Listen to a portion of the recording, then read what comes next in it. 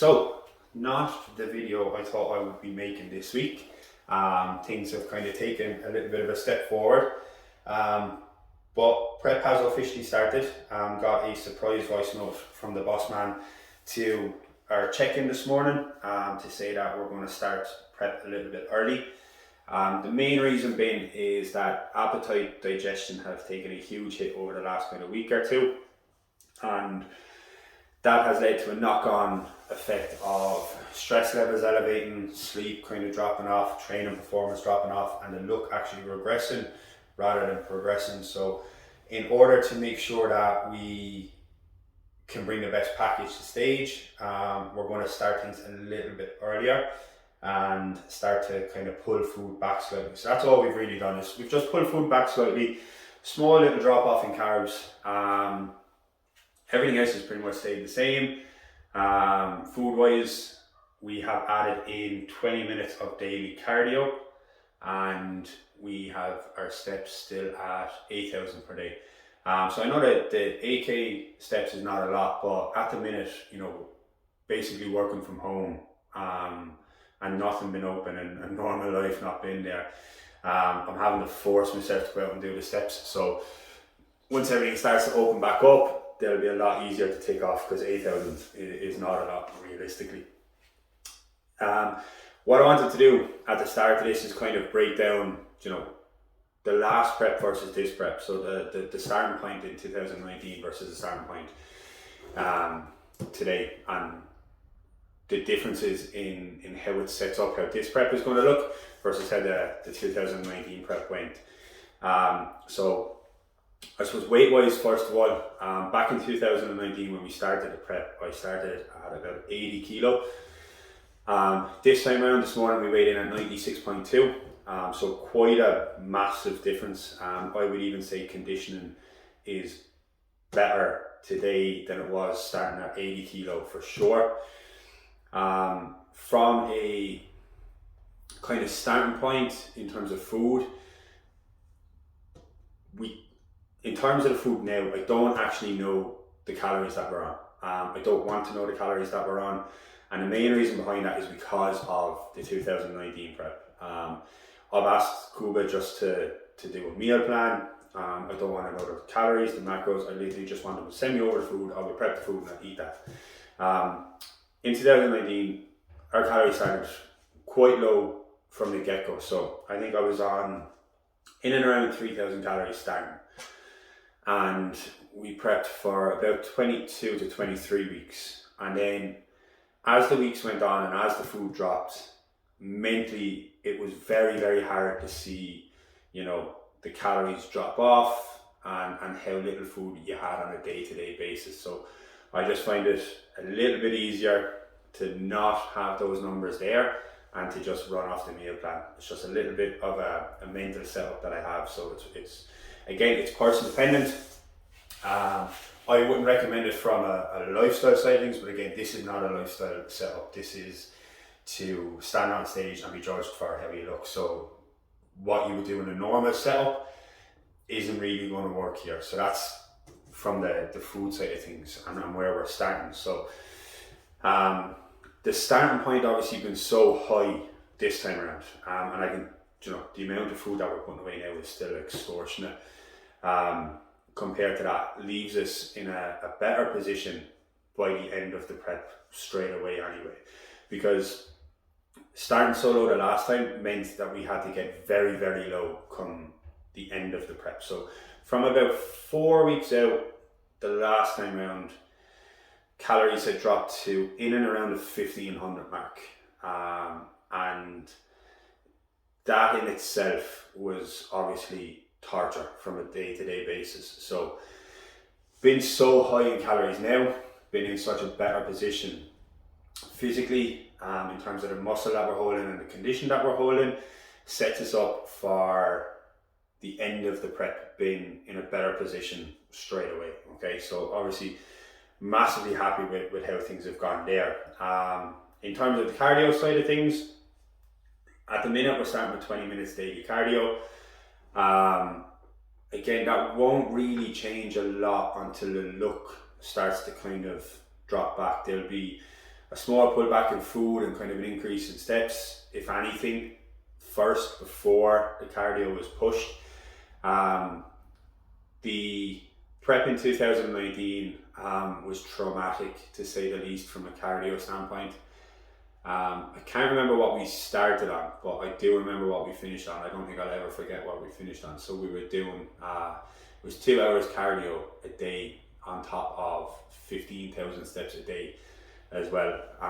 So you can imagine, obviously, with food being so low and expenditure being so high, it was just a battle to get out of bed in the morning sometimes, and that in itself obviously takes the fun and the enjoyment out of it, and one of the reasons obviously for doing the shows is the enjoyment of the process. So I love, taking things to that kind of extreme and pushing the body to a level that the majority of people can't get to. And I suppose it's evolved over time in terms of the competing background. I've been competing since 2015, and I think starting out in 2015, it literally started as a way of kind of proving something to people, and doing something that people that would have bullied me the whole way up through school couldn't do. And it was a bit of a fuck you to the majority of people that, would have been in school, in and around, just the streets and stuff, that would have picked on and bullied me for years on end. It was that kind of, fuck you, look at me moment. And it evolved over time, but it does have obviously that deep seated root, where it does obviously still have that effect when I'm dieting, that what happened and the mindset that it built is very, very hard to just develop. You have to go through, I think, shit times to be able to push yourself to those kind of extreme limits. But that's another topic. I'm going to touch on that in a little bit of a later video. We'll go through the whole backstory and all that. But back to where we're at now. We are sitting at 20 weeks out now. So we're not, is it 20 weeks? 19, 20 weeks out. First show is the PCA Ireland, and that is the last show we done in 2019. And then we will be going over to the Arnold Classic UK to compete over there as well. So I'm super excited for both shows. As I said, I love the process of it. I love getting the tanned up, the whole beauty pageant element of it that I think people don't realise until they get involved in it, that it's just a glorified beauty pageant really, and it's just the bit of crack when it comes to the latter stages of it. So what we'll do obviously throughout this whole series is kind of give you a fly on the wall look at the ups, the downs, everything in between, of what it's like to go and get stage ready. I will do a lot of kind of sit down chats as well to break down, why we're doing certain things, the ideas and the processes behind the choices that we're making. And then we'll show you the fun side of it as well, the training side, we'll bring you through it all. I'm excited to kind of document this as I said. In previous videos, I really, really regret not doing this before. And again, if someone can take something from it, then even better again. So I'm going to leave it there. I'm sure I've missed some stuff. I'm sure I've waffled on a little bit longer than I really should have. But we're going to get into the prep files, as we're going to call it. We're starting off today with a push session. We're going to go in, get some food and stuff in, and then get into the training session. So prep files, episode 1. Let's go.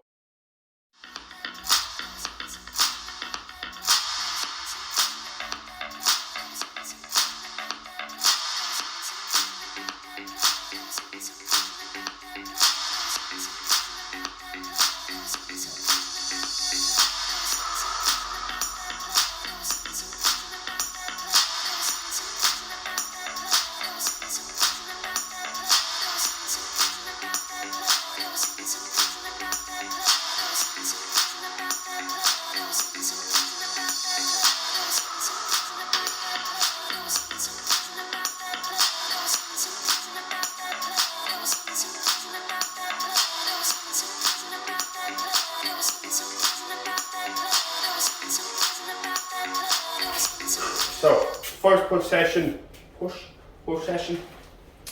of prep started. Would have been rude not to start on push, but you can see from the layout of the actual push day. So we've got all our kind of compound movements at the start when we're nice and fresh. Little bit of just warm up mobility just to make sure everything is good to go. So starting off with a high incline, kind of shoulder dominant pressing, come in on our low incline then starting to get a little bit more chest focused. And then with our close grip press, it's going to be tricep dominant. So that's a big compound for our shoulders, chest and triceps. As we go down through the session then, next up we've got our dumbbell flies and our superset with push-ups, so it's a bit of metabolic work. Again, just keeping the heart rate up and kind of increasing the intensity a little bit. Finishing off then with some cable side laterals and some tricep work, so some cable tricep work. So again, it's just making sure we're getting the best bang for our buck. You know, these movements here are extremely taxing and demanding on the body, and they take a lot out of you. So having them at the start of the workout compared to the end of the workout just means you're a little bit fresher. You can shift a little bit more weight, but you can shift it safely as well. So that's the way I will set up a lot of programs with this kind of work at the start. The only one that will kind of vary is legs. Legs might vary a bit, but again, it'll be weight dependent on what we use on it. So we're going to get into this, just still warming up with the low incline.